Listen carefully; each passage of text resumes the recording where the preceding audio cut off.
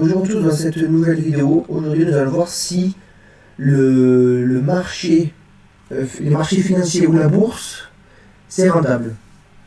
Donc tout simplement, nous allons voir donc, le marché américain, le S&P 500, les 500 plus grosses capitalisations boursières, donc c'est l'ETF.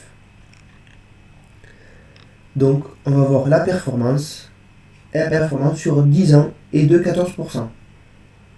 Donc sur 10 ans, 14%. Donc bien sûr que c'est rentable. Les plus grosses fortunes mondiales ont des actions, détiennent des actions. Donc oui, c'est rentable. La plupart disent oui, le marché action c'est dangereux, il y a les crises. Oui, bien sûr qu'il y a des crises. Mais on peut voir que malgré les crises, c'est quand même rentable. On peut voir que là on a le marché depuis 1993. 94 ça a pris 1%, 37%, 22, 33, 34. Bon, on peut voir que malgré les crises, la crise de 2008, la crise de 2000, regardez, ça a perdu 9%, 11%, plus 22%, et plus 36% en 2008.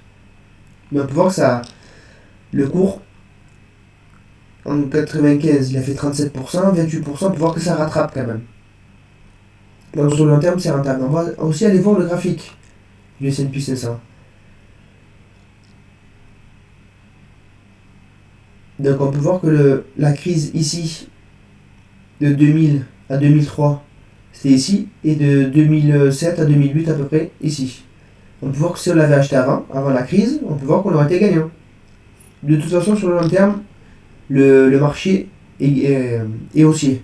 Il fait toujours de nouveau plus haut. Pourquoi ? Parce que les actions les moins performantes quittent l'indice et les meilleures entreprises entrent dans l'indice. Donc forcément, mécaniquement, l'indice est fait pour monter. On peut voir qu'encore aujourd'hui il fait nouveau plus haut. Nous sommes le 12 juillet. Donc on peut voir qu'on peut acheter le marché ETF. Et donc les marchés financiers c'est rentable. Le marché des actions c'est rentable. Par contre le marché... Regardez, on peut voir que si on avait acheté exemple en 90, ici à 300 points, là on peut voir qu'aujourd'hui on est à 4384 points. C'est-à-dire qu'aujourd'hui on serait gagnant. En 2000, pareil, on serait gagnant. En 2008, pareil, on serait gagnant. Par contre, il y en a, ils vous vendent des formations sur le Forex.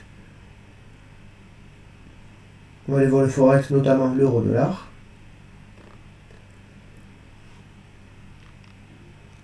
On peut voir que l'euro-dollar, par exemple,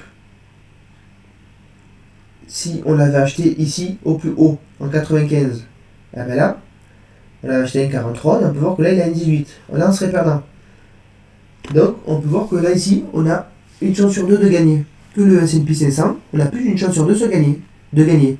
Car le marché fait tout le temps du nouveau plus haut.